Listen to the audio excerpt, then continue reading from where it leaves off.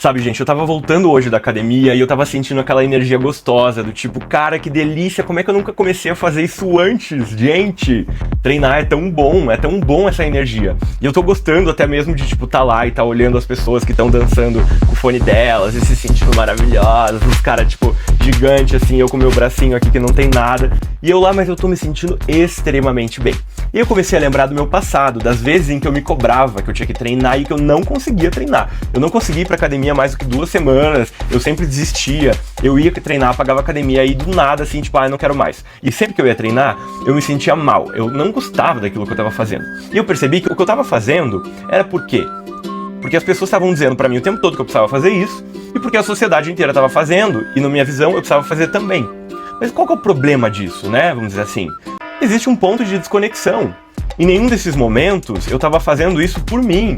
Eu tinha entendido de fato na pele que ir para treinar, ir para academia, treinar, o quanto isso me faria bem. Eu estava fazendo isso porque eu queria corresponder à exigência ou à sugestão dos outros. Ou porque eu queria comparecer com um padrão estabelecido na sociedade, do qual, se você não fizer isso, você é um fracassado.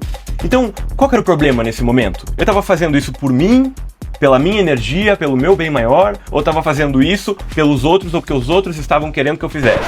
Depois que eu comecei a meditar diariamente, que eu comecei a olhar para minha energia, que eu comecei a olhar para o observador que vive dentro de mim, que é aquele que não julga, que não tem forma, que apenas observa, que observa os pensamentos. Quando eu comecei a dar lugar a ele, tudo começou a mudar. E não só dar lugar a ele, dar lugar a uma energia do tipo, ok, nesse momento não é isso que o meu corpo precisa. Ou nesse momento, meu corpo até pode precisar disso, mas meu corpo está usando muita energia com outras questões da minha vida.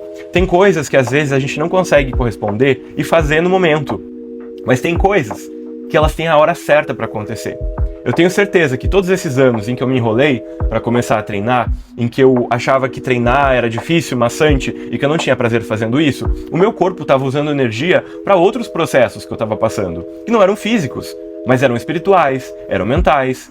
Então, às vezes, ter um pouco mais de amorosidade com o nosso processo e dar um lugar às nossas dificuldades pode abrir espaço para uma nova possibilidade.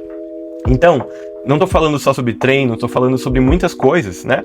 Tem coisas que você quer fazer que você não consegue, tirar do papel projetos, tem questões de profissionais, tem questões espirituais, tem questões de relacionamento.